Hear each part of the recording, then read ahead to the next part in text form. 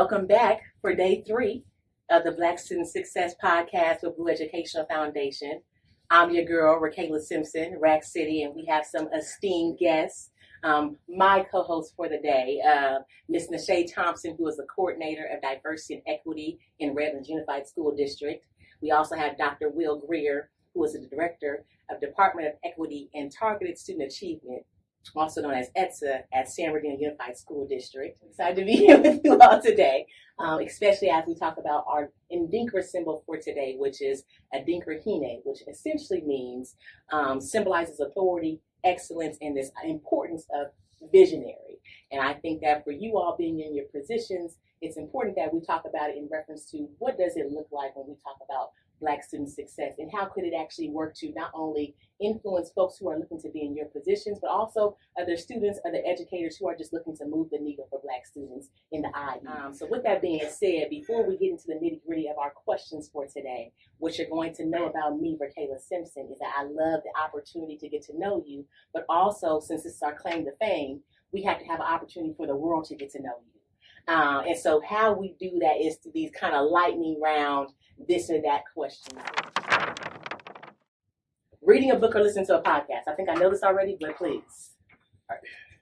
If I have a time or a chance to be solitary, I'd rather read a book. Okay. But if I'm driving, then podcast. Okay. Yes. And of course, the $1 million question is, do you prefer the physical copy or are you an ebook kind of person?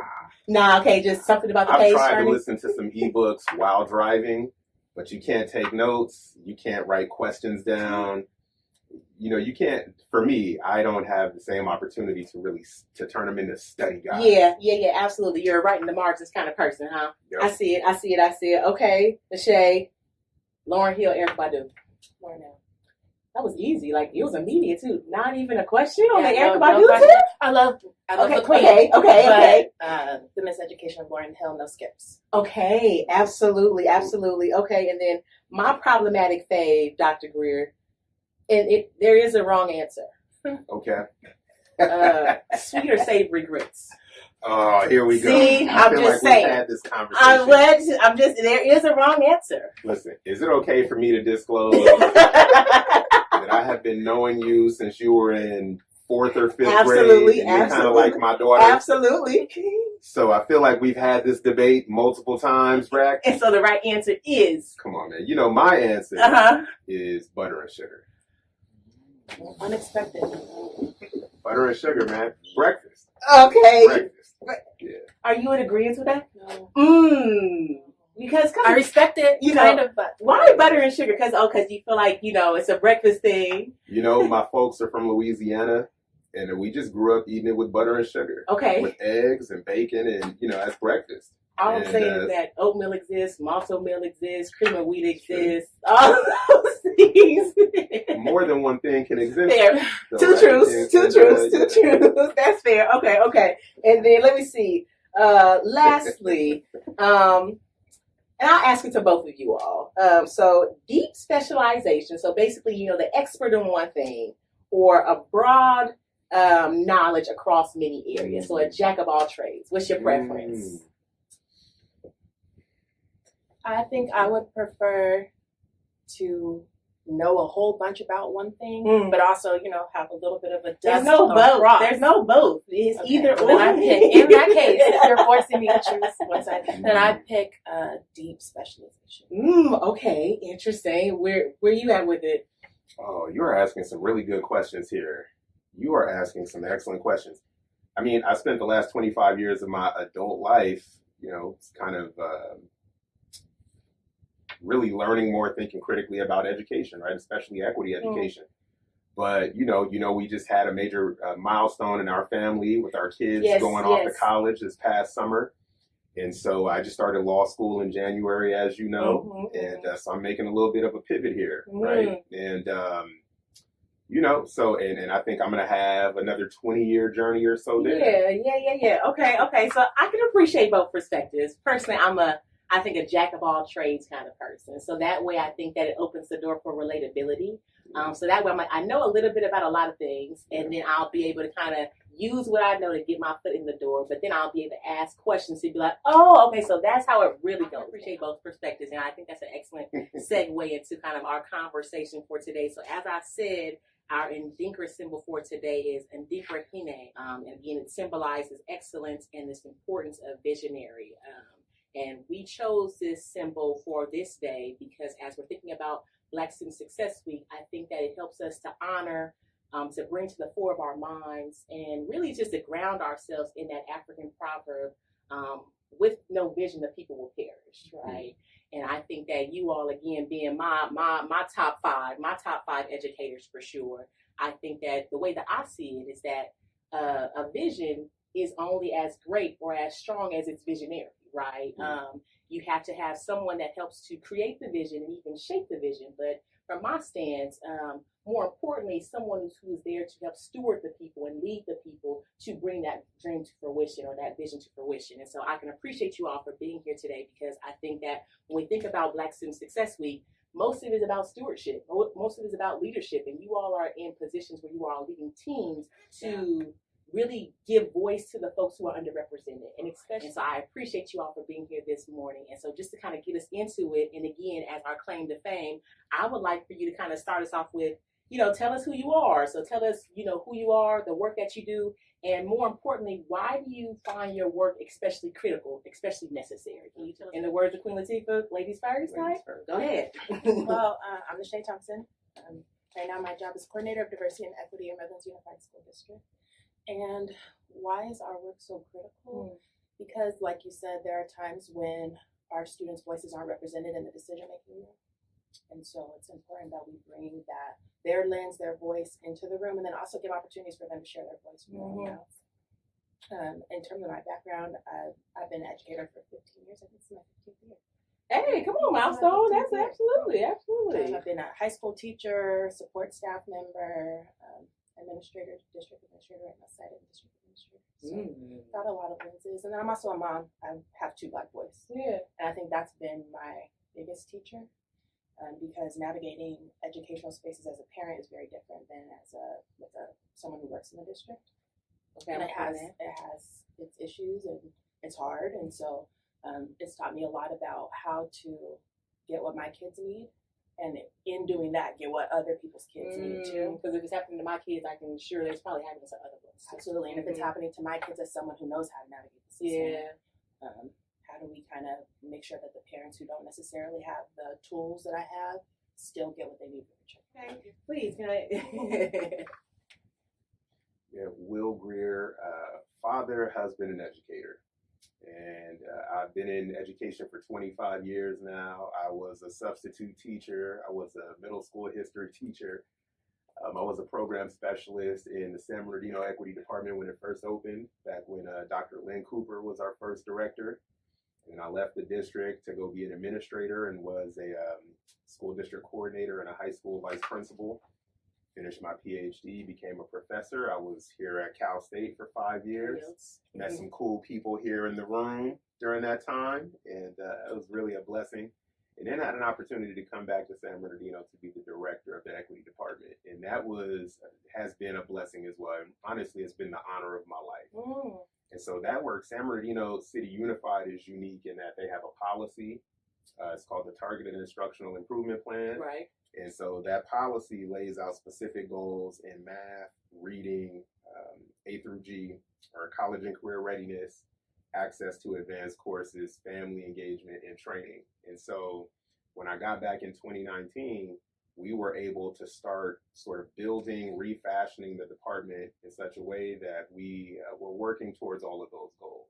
And so COVID happened that first year that I got back. And that was a challenge, but in many challenges, sometimes there's a silver lining. And kind of the silver lining of COVID was that it was like an unfortunate, unintended consequence, but it kind of, we were able to seize it and take advantage of it. It led to some additional dollars for learning loss recovery. And then we were able to sort of strategically use that time, that reality, those dollars to really build the department. So we went pretty quickly from like a department of like 4. Right. So now there's 20 of us full time and about 70 folks if we include our part-time folks too. And so we have guest teachers and we have tutors and aides who are all working with African American students every day in math or in reading or to make sure that they're graduating high school A through G. And so I'm managing that, and again, it's just been an honor. I think about it though, Rack, just in terms of the people who are showing up every day to love on, support, nurture, help, assist Black students. Yeah, absolutely, absolutely, and that's commendable. You think Black student success, what comes to your mind? Well, I think in the immediate, I want Black kids. I always think about these questions in terms of my own children, right? And I think about you when you were a kid and the kinds of environments that we're trying to fashion for you. Immediately, I want kids to be in spaces where they feel safe, cared for, and as if they belong. And I think that's key. And I found that to be important. And I always say this from kindergarten to college. Yes. You know, I have found that when I was teaching here in the doctoral program or in the master's program, that sense of safety and care and belonging, it was just as important for people who were 40, 50, 60-year-old as it was for kids who were 5, 10, 15 years old. Yeah. And I think we sometimes neglect that or overlook that, but that's key. So I want all students, and African American kids in particular, to be in spaces where they feel safe, cared for, and as if they belong. And then after that, probably the next piece is really confidence, right? And we know competence precedes confidence. Yes. So if you don't have competence, then it's really arrogance, right? And probably unearned. And so I want our kids to really be masters in literacy, masters in math, such that they can walk around with their heads up knowing I got this. Right. And if they don't necessarily have it today, then I want them to have the growth mindset that says, I can learn it, I can do it, I can figure it out, I don't have it today, but I can questions, get it. I can get it, right? I just got to be a little bit more persistent and put the time and the effort in. Because I think once you have that, then the way that you interact with the world, the way that you carry yourself in the world, the way that, the rest of your journey, your days will be ordered, your steps will be ordered, you'll be okay, and you'll be able to make a life.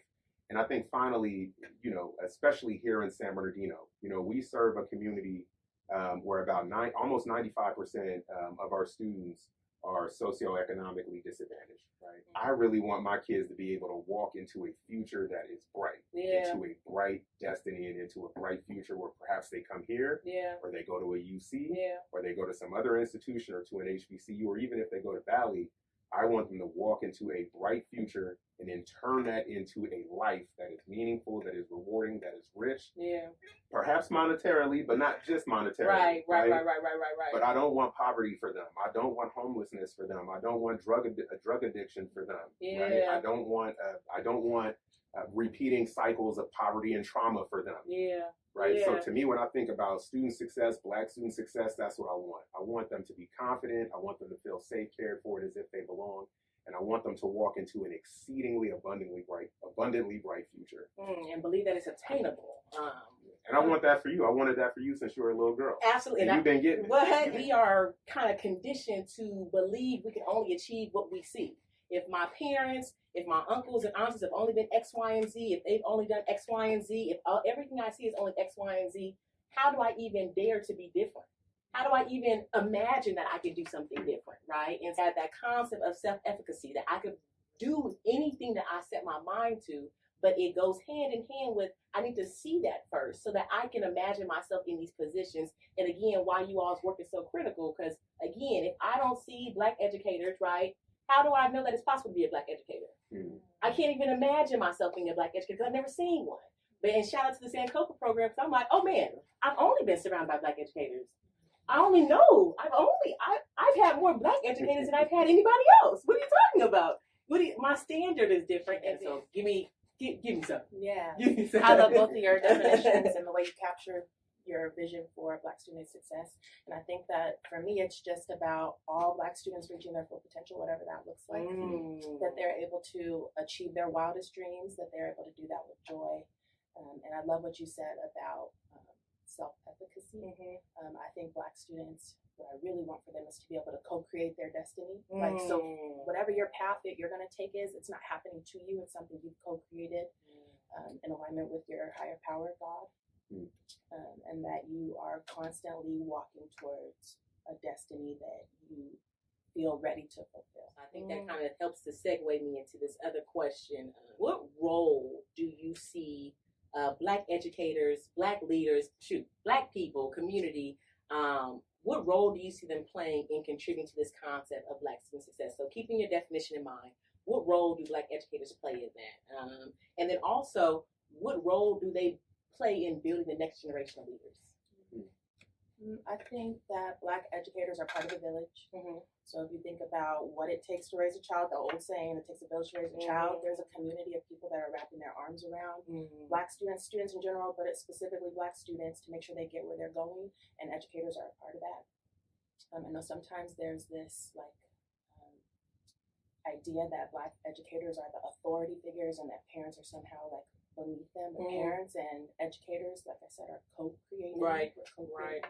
We both take ownership over these kids, and so one thing is for us to be a model of what's possible, but then also to work in collaboration with families and community members to make sure the babies have what they need. That's what I think the goal is. Absolutely. Okay, I see the village. Doc, you have any additions to that? Yeah, as I was listening to Naché, and just thinking about it, I think it's threefold. I think as Black educators, first we have to model excellence. Then I think second, we have to create counter spaces. And then third, I think we also have to help build coherence. And so thinking about modeling excellence, you kind of touched on this, Rack. For a lot of kids, you, me, we may be the first Black African-American educator that they've come across, right? I know for me as a middle school teacher, for a lot of kids, certainly as a professor, I was the first Black male that many folks encountered, right? And that was true of Black students, white students, Latino students, Asian students, indigenous folks, and otherwise, right? And so I think their experience with us, if we are modeling excellence all the time, and really just being committed to our principles, if you're trying to be a good person, it ain't hard. Right. It ain't hard. And I think creators of counter spaces. So my wife and I, when we were middle school. Can you define counter spaces? Yeah. My wife and I, when we were middle school teachers, we created a Saturday Academy. Yes. Right? I think about just this past summer, you and one of our community leaders, Devonna, you guys created a summer program for the kids, right? And so, I think because we know that our institutions, I don't even want to call them limited, but they just are what they are. Yeah. Sometimes they underserve kids, right? And that's true of all kids. I think it's especially true of African-American kids, and I think the data bear that out. So I think if you are a Black educator, then at some point, the onus is on you to do a little bit more, right? Create some additional opportunities, some additional structures, programs, even if it's not, a full program. If you're just grabbing kids from the neighborhood, I'm going to take y'all to Raging Waters today, or I'm going to take y'all to the mall. I'm going to take some of the boys, go play basketball with y'all, and take you to get a haircut because you need it. I think we got to create those counter spaces. And I think the last thing is we got to fashion coherence too. And what I mean by that is that you think about Black males, for example, right? Here in the county, and this is true in my district, and this has been true historically since desegregation. After school desegregation, schools in America saw a precipitous decline in the number of Black educators. And this was especially true for Black males. And so right now in the county, in San Bernardino County, about 3% of all educators are Black males, and that's true in SBC USD as well, right? And to be fair, SBC USD, I know, has had a concerted, focused effort. I think Rialto too has tried to do some things here with this institution, with Cal State, to really selectively seek out and target and hire teachers of color, been very intentional about it. But those numbers have just historically been low since desegregation. And so what that means is, and this is just the reality, I don't know that we're ever going to have enough charter schools, enough private academies, enough Saturday academies, to where our kids will be able to be in mass. Yes. Here, especially in California, where we are maybe 6% of the population, I believe, based on the last census data. I don't know that our kids are ever going to be able to just be in Black spaces where they look around and they see themselves heavily reflected and they're the majority. Very rarely are African-American kids in California going to see it. So we got to build coherence. We got to enlist others just like what you're doing, right? I was just at this event with Naché today and yesterday in Redlands. She got a whole team of folks, 30 people in the building. She the only Black, well, there's a couple other Black folks in there, but she's grabbing other folks and talking to them and training them and working with them so that they are enlisted in this vision around improving outcomes for Black students. And most of them don't look black, but they care. And they got good hearts and they're good people. We're building that in San Bernardino. We have a lot of folks like that in SBC USD. You know what I'm saying? And so I think if you are a black educator, you're going to have to build coherence with folks and get others enlisted in the vision. It's important to be a visionary, but you can't do it by yourself. For a long time, especially during this COVID time, I was like, I'm not educating nobody. He said, no, not me. Figure it out. I recognize that was a problematic take, because if not us, then who? I also heard when you were talking about, well, both of you also, this model of excellence, but then also this concept of it takes a village, which I think is something that most Black people live by. Can you tell me about your wins, but also your challenges, or if any, of this balance of being a leader in these educational spaces, but then also simultaneously just being in community, staying connected to your community? Yeah, I'm glad you asked. There's been, of course, wins. And there also have been challenges because you're doing the work in your day job and you're doing the work in community spaces on weekends and nights. And sometimes something I've learned and grown to accept is that in order to be in community, there's going to be some conflict, and you have to figure out how to stay in community and resolve the conflict so that you can move forward on the vision, right? Like, you can't fall out with everybody just because there's a disagreement. Like, you have to figure out don't burn that bridge. Yeah, don't. But also, like, be mindful in how sometimes people do have to get checked, okay? But be mindful so that the relationship doesn't fall apart as a result. So if we're all going to work towards this vision, where there's going to be times where we're not all on the same page, but how do we resolve any conflicts that arise so that we can get the kids what they need, which is the ultimate goal, right? Absolutely. So I have not been able to sort of neatly, easily just tie it to one thing. Yeah. Just, hey, man, we fixed this one thing. Right. We got it. Right. Oftentimes, the kids who are struggling the most, I mean, it is a cauldron of events, of life events and experiences. And maybe I was in a class where I had a great teacher, but then that teacher went on leave. Yeah. And was gone for 6 months. And then we had a sub. And then maybe I was in a class the next year, and I also had a sub. Yeah. Now I've had 2 years of being in a class with somebody who is basically fresh off the Correct. street. You Correct. know what I mean? Correct. And yeah, so that complexity and trying to manage that and navigate that in our community has been challenging for me. I would say that's probably one of the primary challenges. And even though we can't pinpoint, all the different reasons why it's hard for someone to show up as their best self to school, what I can say from this is that one of the most immediate successes and things that prove to work is that relationships matter. So if you can gain the trust, if you can gain the love even from students, from parents, from families, I would bet at least 8 times out of 10 they will show up, right? They will be like, you know what? Because Dr. Greer said it, I'm gonna do it. Because Mr. Ross said it, I'm gonna do it. Because Naché said it, I'm gonna try. Right? And so this concept of relationships matter, and this concept connected to village, it takes a village, right? I think those go hand in hand. So even as we kind of center ourselves in this idea of Black student success, I think at least the foundation, the premise of it is that success starts with relationships. Success starts with offering love, offering care, showing and creating spaces of belonging, right? So that way, regardless of who you are, what you're into, what you've been through, you know that when you come in this space, we're going to work with you. We're going to show you that we care, right? And at our very least, you're going to know that we got love at the center of what we do. I had some lasting questions for you all, and I'm so mad that our time is running short. But if you just had just one quick liner to offer the good folks as a form of inspiration, give them your best shot. Look right into the camera. You can do it. Whatever it is you want to do, you can do. Absolutely. Absolutely. Yeah, I'm just going to echo that. Our kids are limitless. Their potential is limitless. You can do anything that you put your mind to. Absolutely. And so as we close out this episode of the Black Student Success Podcast, I think also my takeaway is that leadership is not about waiting for permission. We all have leadership in us, right? It might take some folks to help bring it out of us, or even just to believe in it. But you can do everything you set your mind to. And so if not you, then who? you.